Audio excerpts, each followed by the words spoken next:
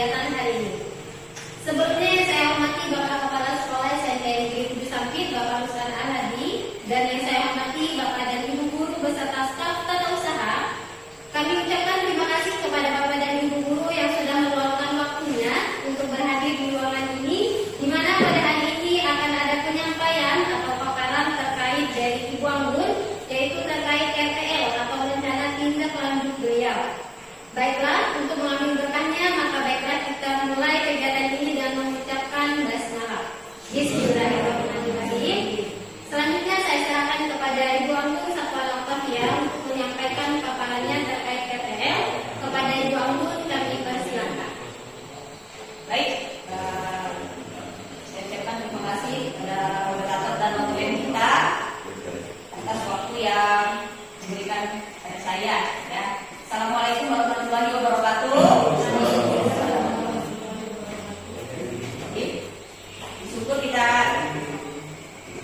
panjatkan kehadiran Allah Subhanahu wa taala ya, karena atas berkah rahmat dari karunia kita dapat berkumpul mendengarkan pemaparan dari tugas akhir ulun. Ya, ini rencana tindak lanjut dari program yang ulun susun sebelumnya. Ya, jadi tugasnya menyampaikan, memaparkan, mensosialisasikan kepada Buan bahwa ini program yang akan ulun laksanakan pada saat habis PSA nanti. Ya, oke. Ya, rencana tindak lanjut ulun kali ini ulun beri judul Segar Mandi.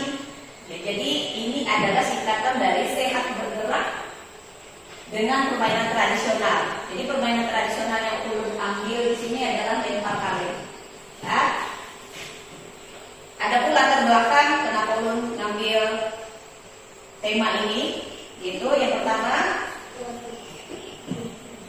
minat peserta didik yang menurun terhadap permainan tradisional karena sudah tergantikan dengan gadget. Ya. Hal tersebut menimbulkan dampak negatif bagi kesehatan dan tumbuh kembang anak. Nah, ini sudah kita lihat, ya Bapak Ibu, sudah kita lihat bahwa perkembangan teknologi itu semakin kesini semakin besar. Ya, jadi minat anak-anak untuk permainan tradisional sudah nggak ada lagi, bahkan sudah nggak terlihat lagi ya. Yang kedua, VJK merupakan bagian integral dari pendidikan yang memiliki peran dalam membina pertumbuhan fisik, pengembangan psikis, keterampilan gerak motorik, pengetahuan serta penerapan nilai-nilai politik. Ini juga relevan dengan kegiatan yang akan dilaksanakan. Kemudian yang ketiga, Sport Education Model atau SEM adalah suatu pendekatan pembelajaran PJOK yang menawarkan pengalaman belajar yang lengkap dalam konteks kehidupan yang nyata dalam olahraga.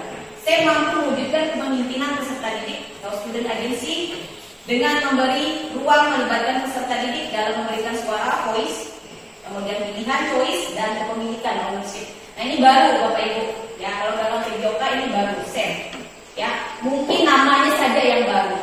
Ya, mungkin kita sudah melakukan ini beberapa tahun, bahkan SMA sudah melakukan SEM. Nanti menjelaskan bagaimana itu cara kerjanya.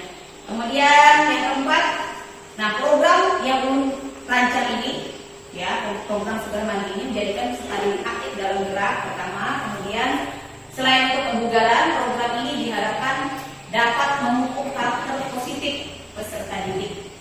Gitu.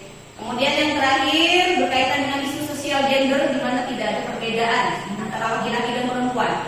Program ini juga melibatkan peserta didik seluruhnya, baik laki-laki maupun perempuan. Ada dua tujuan program. Yang pertama, mengembangkan keterampilan gerak. Jadi visi dari tujuan ini yaitu menciptakan habit bergerak, ya, dari permainan-permainan kecil yang mungkin mereka tinggalkan, ya. Menciptakan habit bergerak aktif melalui kegiatan permainan tradisional lempar kaleng yang menyenangkan. Ya, kemudian ada capaian peserta didik dapat melakukan aktivitas gerak dengan teknik yang benar sekaligus memahami manfaat bergerak.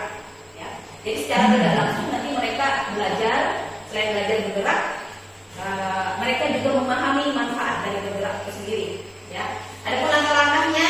Yang pertama, melakukan survei minat. Ini sudah dilaksanakan, ya, di kelas 9, 7 dan 8.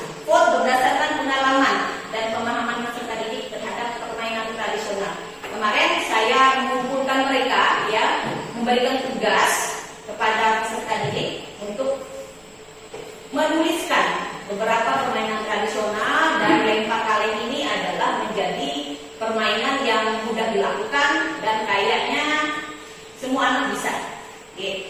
Yang kedua, merancang kegiatan berdasarkan hasil survei dengan mempertimbangkan waktu dan sumber daya. Ini juga menjadi apa yang namanya menjadi pertimbangan waktu dan sumber daya yang kita punya. Yang kedua, mengadakan latihan uji coba. Ini juga sudah turun uji cobakan permainannya di kelas 9 kemarin, lempar kaleng. Cuman kalengnya kemarin nggak ada, jadi diganti pakai sepatu kemarin. Ya. Adapun hasil yang diharapkan yaitu peserta didik menunjukkan peningkatan keterampilan gerak serta pengetahuannya terhadap permainan tradisional lempar kaleng. Oke, sekarang kita ke tujuan kedua, yaitu mendorong peserta didik belajar kepemimpinan, leadership. Ya, visinya menumbuhkan jiwa kepemimpinan dalam diri peserta didik melalui aktivitas permainan tradisional lempar kaleng. Jelas, ya Bapak Ibu ya. Dalam permainan ini mereka dalam satu tim itu pasti ada yang namanya kapten, pasti ada yang namanya ketua.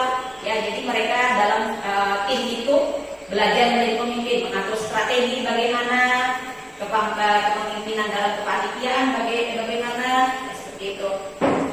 Capaiannya, peserta didik mampu berperan aktif berkoordinasi dalam tim dan mengorganisir aktivitas tradisional lempar kaleng. Kenapa mengorganisir aktivitas?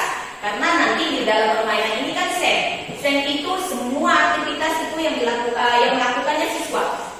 Dari kepanitiaan, dari wasit, pemainnya itu semua siswa. Jadi ini kegiatan pemeran utamanya itu siswa. Terus kemudian langkah-langkah pembentukan panitia itu sudah. Kemudian yang kedua, pembentukan tim dan ketua tim yang dilakukan oleh peserta didik sendiri. Kemudian yang ketiga, mensosialisasikan kepada peserta didik yang terkait dengan permainan lempar kaleng yang dilakukan oleh panitia kegiatan itu dari siswa sendiri nanti. Yang sudah melakukan uji coba. Yang terakhir, langkah-langkahnya itu ada pelaksanaan kegiatan. Dan hasil yang diharapkan peserta didik mampu menghasilkan ide kreatif dan mengimplementasikannya. Itu tujuan program yang kedua.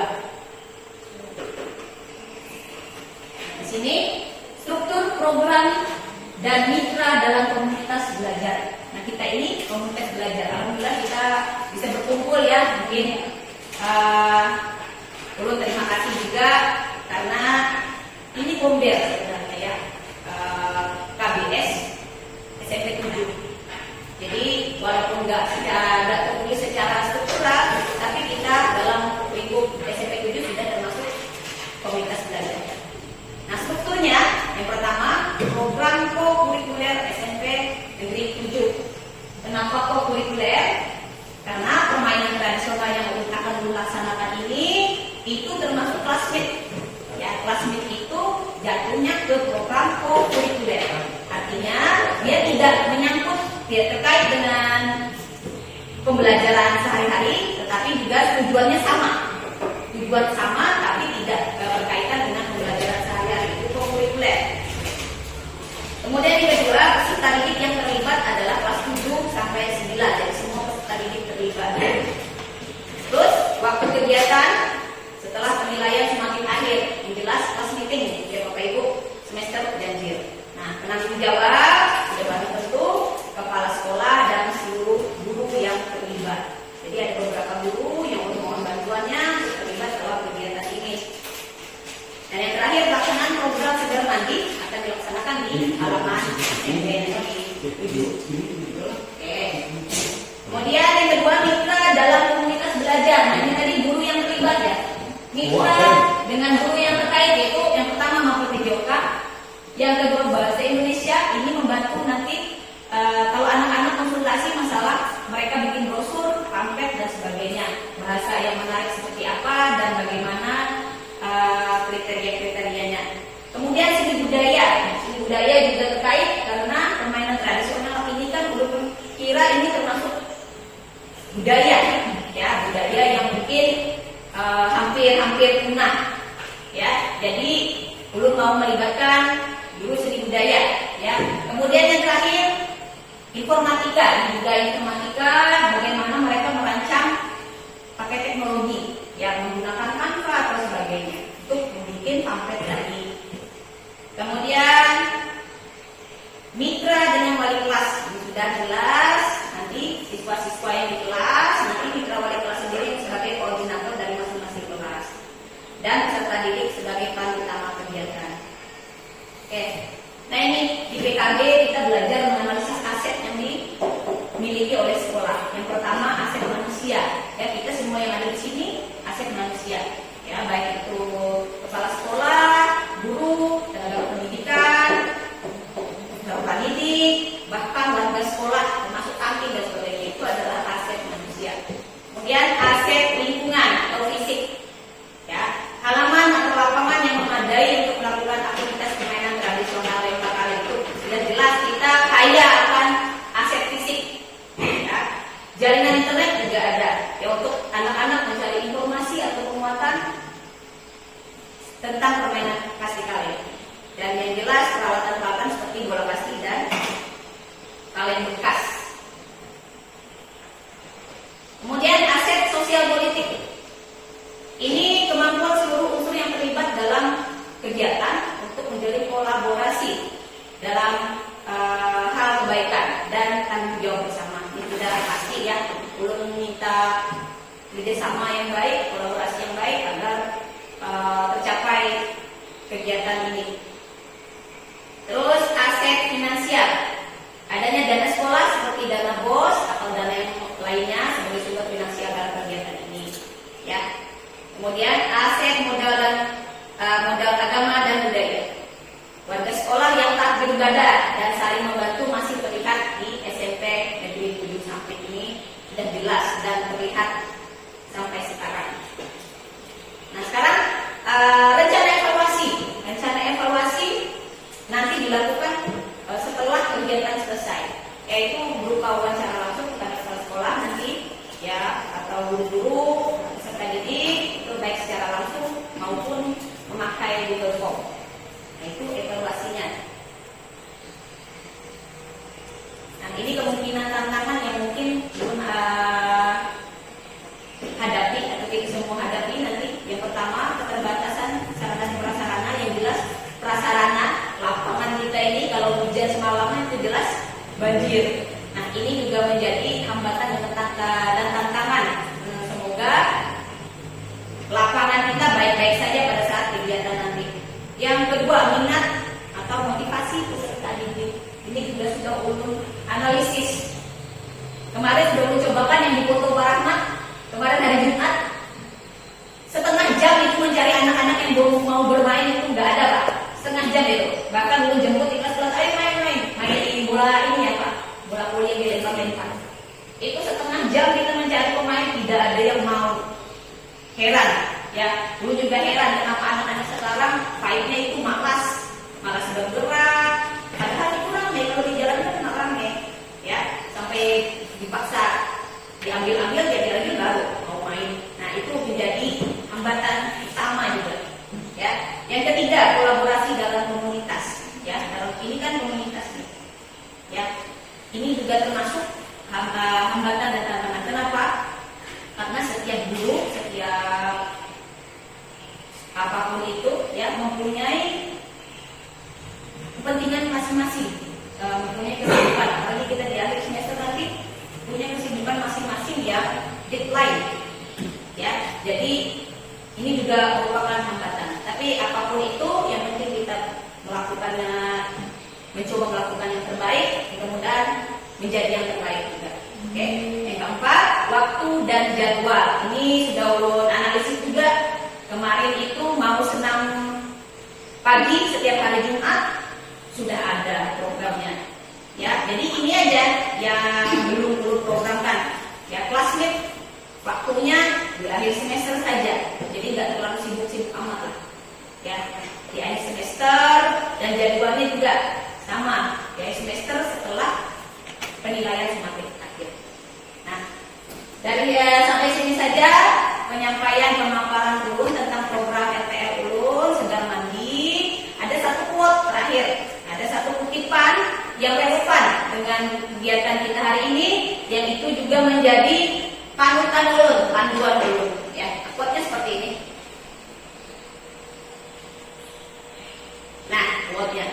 dari Albert Einstein, ya, hidup itu seperti mengayuh sepeda. Kalau mau seimbang maka bergeraklah, itu Albert Einstein.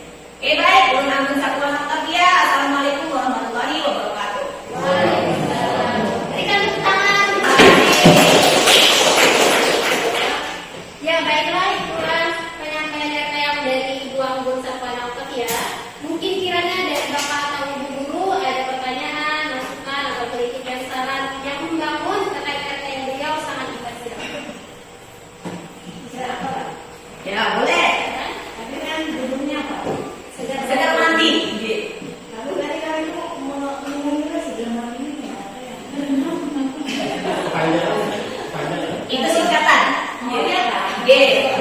Enggak nyambung tuh karenanya gitu. Ini loh singkatan tuh segar mandi. Sehat bergerak dengan permainan tradisional.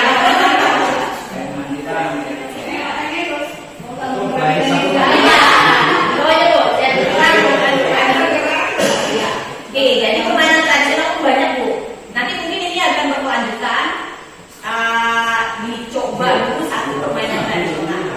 Yang sarana dan prasarananya nyaman saja. Tinggi, mulut gue yang menyiapkan sekolah insya Allah. Kalau ini itu dalam bentuk utuh kan biasanya kalau itu kan bisa ada pada-padanya. Utuh dan kalinya nanti ini ya. Ini kan tajam. Kalau misalnya dibuka, kalinya kan misalnya kalau disulap, kan dibuka kan bisa ada Oke, itu kan nanti kita digerita dan dibersihkan. Oke, kalinya nanti ada nomornya. Disusun berdasarkan nomor. Ada numerasinya juga permainan ini. Oke. Paling susu. Harus roboh semua. Kalau biaya semuanya. Harus roboh. Oh, Oke. kayak boleh dua kan. Nah, untuk persekoran bagaimana tuh? Kalau persekoran, kalau kemarin dari anak-anak itu permainannya begini Pak. Kan ada tim melempar, tim jaga. Nah, jadi yang melempar ini setelah kena arennya, yang menjaga langsung ambil bola. Yang ambil langsung bola, dia lemparin yang lari itu. Yang lempar. Tapi yang lari itu sambil nyusun kaleng yang rumput tadi. Sambil nyusun yang rumput tadi. Mereka menyusun, yang ini tadi untuk melempar ini. Jadi bagaimana caranya mereka menyusun strategi untuk kembali menyusun kaleng jadi utuh yang tim melempar tadi. Berarti pakai waktu ya. Ini pakai waktu permainan memang memberi waktu 10 sampai 15 menit ya. Gitu. Jadi pada di 10 atau 15 menit tadi kalengnya susunan. Susun itu dari skor. Jadi itu nanti. Iya, skor. Oke.